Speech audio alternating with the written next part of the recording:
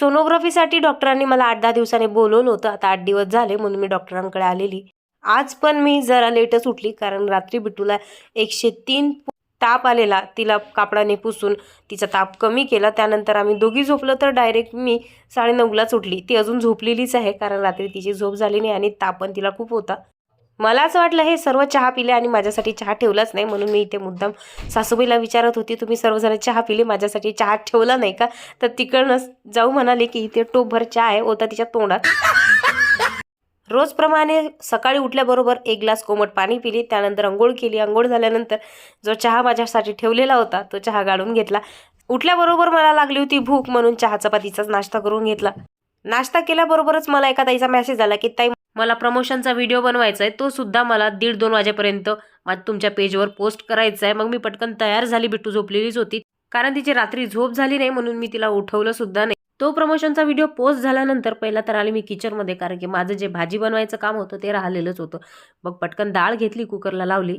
जाऊ सुद्धा किचनमध्ये होत्या, कॉलवर बोलत होत्या. मी तेवढ्या त्यांच्या संधीचा फायदा घेतला. मी कुकर शोधत होते, कुकर घेतला आणि मुद्दाम तिच्या चेहऱ्यावर मारला. बरं झालं तिचं लक्ष नव्हतं, ती फोनमध्ये गुंतलेली होती, नाहीतर माझी पिटाईच झाली असती. सही पकडे हैं.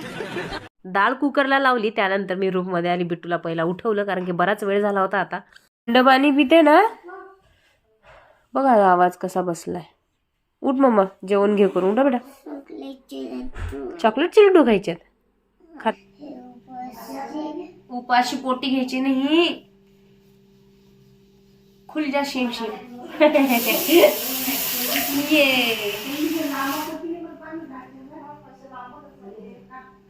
चल उठ, ही औषध घे, मग आपण चॉकलेटचा लड्डू खाऊया. चॉकलेटचा लड्डू कोणता माहिती का तुम्हाला? जो मी ड्रायफ्रूटचा बनवला आहे तो तिला चॉकलेटचा लड्डू सांगते. उठून बसलाय बळा. उठ गा मेरा चिरका शेर. बेबी आहे का? ओके, हो करो.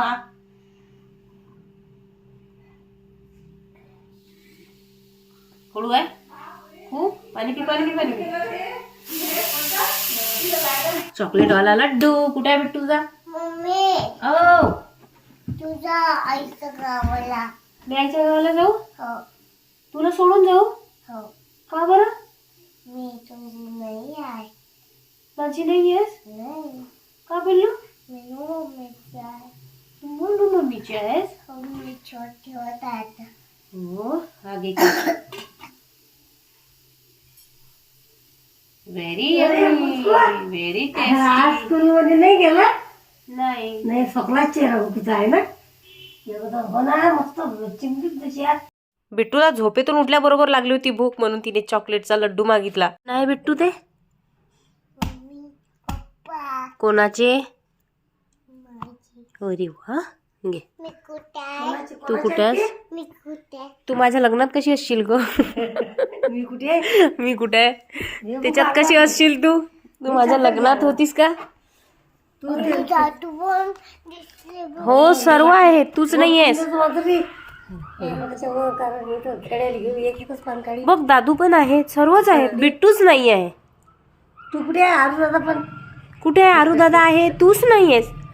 तू नाही दिसत आहेस.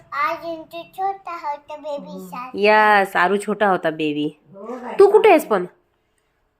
तू नाही आहेस ना. पप्पाने मेहंदी पण लावली. पप्पाने मेहंदी लावली. आई पण. हो, ही आई पण आहे.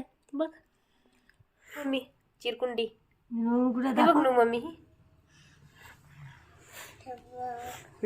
ही बघ नु मम्मी. तू कुठे आहेस? दाखव मला. ती म्हणते मी तुझ्या टमी मध्ये आहे. कुठे आहे बिट्टू?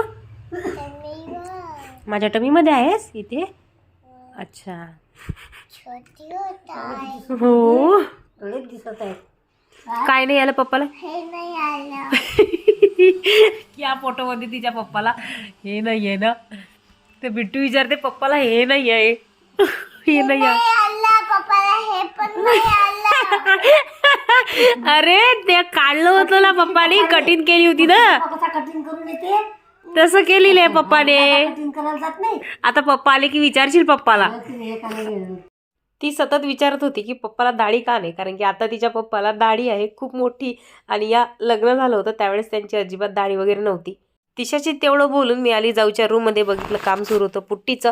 एक हात झालेला होता पुट्टीचा, डबल लेअर सुरू होती. काम कुठवर आलं ते बघून झाल्यानंतर किचनमध्ये आली, कारण माझी भाजी वगैरे अजून बाकी होती. तर इथे दाढीला मी तडका दिला. त्यासोबतच आईने परवा मोहरीची भाजी दिली होती, ती अकोल्यात आली होती तर मला बोलवलं होतं, त्यावेळेस तिने माझ्याकडे दिली.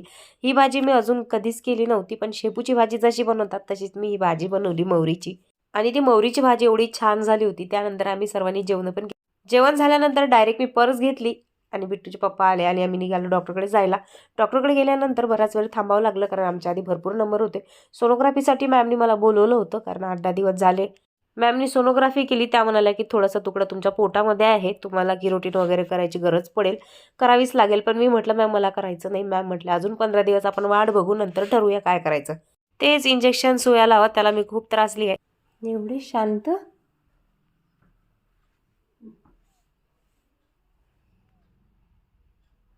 खरंच झोपली का बिट्टू? मग काय तर काही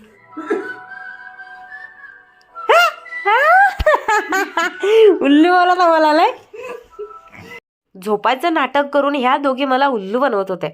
हॉलमध्येच मी थोडा वेळ बसली आणि अचानक माझा हात पिंपल्सला लागला. हात लागल्याबरोबर पिंपल्स फुटला आणि पूर्ण त्यामधून रक्त निघायला सुरुवात झाली. मेरी बाई नहीं आई, बर्तन घिस रही मेरी बाई.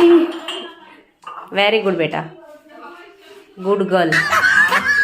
आमच्या भांडेवाल्या ताईने अचानक सुट्टी घेतली आणि ही भांडी घासायची बारी मीनूची होती. तर आरूला म्हटलं तिने की थोडे भांडे वगैरे घासून देत. आरू लगेच आला भांडी घासायला. 4-5 भांडी आरूने घासून धुवून घेतले. त्यानंतर मीनू म्हणाली राहू दे मी धुवून घेते. तेवढ्यात आमच्या घरी पाहुणे सुद्धा आले. माझी आई, माझ्या 2 मावश्या, म्हणजे ज्या ह्या 2 मावश्या आहेत ते माझ्या आईच्या मामबहिणी आहेत, ज्या लग्नामध्ये गेल्या होत्या भाषाच्या.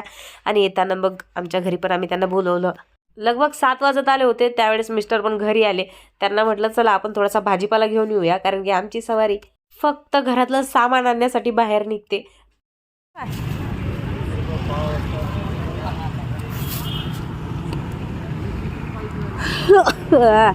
भाजीपाला घेण्यासाठी गेली मी. त्यावेळेस सर्वात आधी घेतले इथे वांगे. वांगे एवढी फ्रेश होती ना, ते बघून मला राहवलंच नाही, म्हणून मी पहिला वांगे घेतली. भाजीपाला घेऊन घरी आलो. येताना पनीर पण आणलं. सासूबाईला म्हटलं तुम्ही पटकन मटर काढून द्या, मटर पनीरची भाजी बनवते. भाजीपाला आणायला जाण्याआधी मी मसाला भाजून घेतला होता, पण थोडासा त्यामध्ये कांदे कमी होते, कारण की पूर्ण भाजीपाला संपला होता. म्हणून मी थोडे कांदे अजून भाजून घेत आहे मसाल्यासाठी. पनीरची पूर्ण तयारी झाल्यानंतर माझ्या मावश्या मला म्हणाल्या की ते पनीर बिनीर राहू दे, थोडीफार चटणीच बनवून घे. ते पनीर वाटल्यास सकाळी करून घे, कारण त्यानंतर इतकी तयारी झाल्यावर ते पनीर झालं कॅन्सल. मग त्याच मसाल्यामध्ये मी बनवली फ्लावरची भाजी. सर्वांनी एकत्र बसूनच जेवण केलं. तरीची मस्ती सुरू आहे आमची. स्कर्ट घातलाय, टी शर्ट वर आली. आम्हाला डॉक्टरकडे भेटलं होतं बिट्टूसाठी, जे बिट्टूने आल्याबरोबर कलर केलं. छानशी गर्ल आहे जी हँड वॉश करत आहे. बिट्टू सारखीच आहे क्यूटची. आणि या रूम मध्ये आलोय ना, जेव्हापासून कलर झाला तेव्हापासून मला अजिबातच झोप येत नाही आहे, कारण जागा चेंज झाली आहे. आधी या साईडला बेड होता म्हणजे पूर्णच होतं, आणि मी या साईडला झोपायची, आणि आता मी त्या साईडला झोपते. त्यामुळे मला अजिबात झोप नाही, काय झोप होतच नाही. आणि मी रूममध्ये सुद्धा येत नाही आहे दुपारी बसायला किंवा लेटायला, अजिबातच नाही. रूम जशी सोडूनच टाकली आहे. असा होता माझा आजचा दिवस. व्हिडिओ आवडला असेल तर लाईक करायला विसरू नका. भेटूया पुढच्या ब्लॉगमध्ये. तोपर्यंत टाटा बाय बाय.